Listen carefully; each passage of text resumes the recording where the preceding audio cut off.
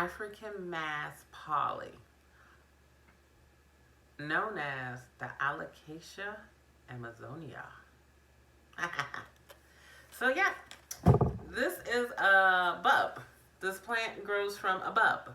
And and I really didn't know that before I had this plant. This is probably one of the oldest types of plants I've owned for a while.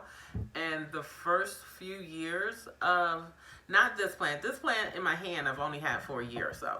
But this plant is a piece from the mother plant that I've had for 3 or 4 years. And the first couple of years, it was the easiest plant in the world, and I didn't know why people were saying it was difficult.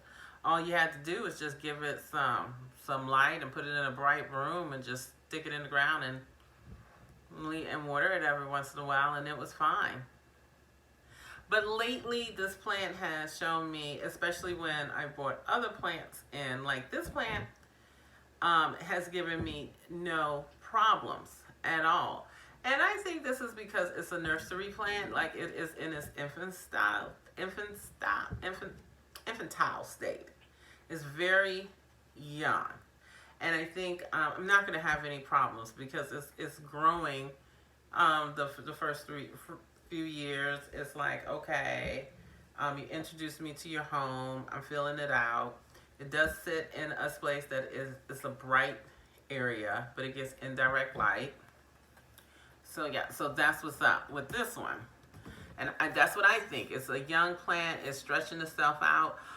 It is not growing as much as it should right now to be in this growing season. I haven't noticed any new leaves come from this one, so it may be dormant. And dormant is a period of time when your plant literally just goes to sleep in a coma-like state, and we awake 6 months later. So I guess it's a hibernation for your plant. But then I have this one, and this one is from my mother plant. And my mother plant, if you watch that video, went through some changes on me. I went to go water her to give her a great deep water, and boom, this piece had just completely separated from the mother plant, and I had to repot it. It did have 2 original stems. One of the stems died off, just completely died off, and recently this is a new leaf that has come out. And if you look closely, it's putting out another leaf. So this one is not dormant. This is actively growing. So because it's actively growing, it does get fertilized. I fertilized this the last time I watered it. The one that's in a dormancy state, this one, because this seems dormant and there's no new leaves coming out. And I've had this for a few months now. There is no hint of anywhere a leaf in sight. And they're pretty much in the same general area, so they're getting the same type of light. This one sits on my kitchen counter, and it has facing my stairwell that has a large bay window. And that bay window is filtered sunlight that comes directly on this. It's filtered sunlight. It hits this plant every morning. That's what it's getting. This plant is about 3 to 4 feet directly opposite of it. So it's not getting the direct filtered, but it's getting indirect bright light. And this sucker is dormant. And this plant isn't. You see how they're hard? Now, this is the exact same plant. This is what makes this a hard plant, in my opinion. I have virtually the same type of plant. There are identical plants, and they're both requiring different needs right now. And that's why I say this is a hard plant. This plant requires you to fertilize it. It's in its growing season. There's no reason to fertilize this plant over here because it is dormant. It is not. It is growing slow. It is asleep. You just need to water it and just keep it alive. That's it.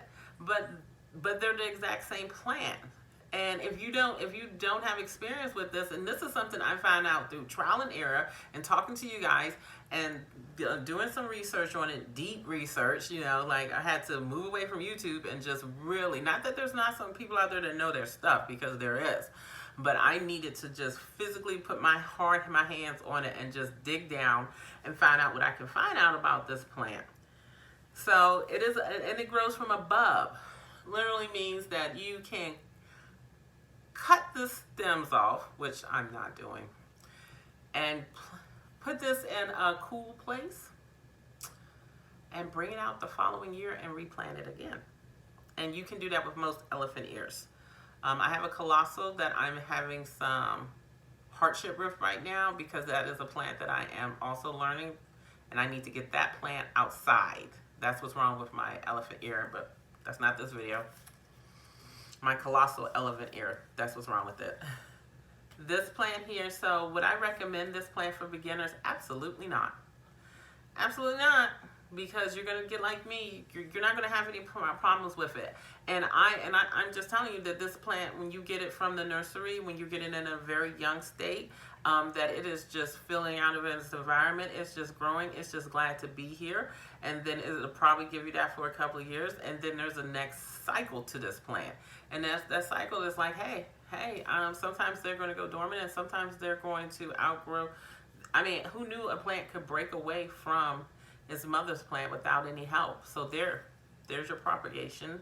So this plant has been propagated by dividing with no help from me. So that's how you propagate it. Poisonous to plants. This is poisonous to your pets. This is toxic to your dogs and cat. It will have a mild toxicity to them if they get it. Like your pet won't die, but it will feel sick. It will, he or she will go through maybe some vomiting, drooling, declining in appetite. So I would just keep it clear. And like most of my plants, and I have pets, so these plants just stay on high shelves. I mean, they stay on high. I have a room that's dedicated to plants, and my dogs aren't allowed in there. I have baby gates up to block their entry, so they can't go in there. And they know even when I'm in there, they shouldn't even ask if they can come in there. So just keep that in mind. So to wrap up, this is a difficult plant. It is grown from above. You can, you should get new leaves every spring and summer. This plant, ideal is filtered light. Watering, I did talk about watering, but watering is moderate, medium. This plant does not need to be drenched. It does not have to, you don't have to let it dry completely out between watering, but it's okay if you do. But you don't have to. You just, it's just, I would say just keep it damp. Keep it damp. You don't necessarily have to keep it dry, and just like with any other plant, don't keep it soaked. So maybe instead of you watering this plant every 7 to 10 days, maybe water it every 5 to 7 days. Just keep it plant. And this, once again, this is where this comes in handy. You don't guess about it. Be about it. My needle, that's in the needle. That's right in the middle. That is right in the middle. And that's ideal. That's where you want this, and that's where you want this to stay at all times. It's just in the middle. So, not too hot, not too cold, just right. So, this plant is a learning process. If you look at the edges of this leaf here, I don't know, it's got something going on. So hopefully this leaf will make it. I don't know. We'll see, because it's giving me some crispy edges. Does this plant require, this plant doesn't require high humidity, but it does fine with it too. So it's like, give it a spritz, it's okay with it. This crispiness, I think this leaf is trying to leave me. But it's firm and it's tubular. This plant is a tubular plant, so it carries a lot of its moisture is within these tubes. So if you were to break this out, you would see liquid come out. Lots of water would be in here. So that's why you just want to keep this medium, and that's why you don't want to overwater it or underwater it, because when you do underwater it, you will see this firm leaf starts to slouch and letting you know that it is out of water, and that leaf makes it hard to recover. This is toxic to your pets, your dogs and cats, so please keep it away from that. That's all I got. Yay! So, I'll see you next time. Thank you so much for watching. And when I come back, y'all, look, I had to push these 3 videos out today, but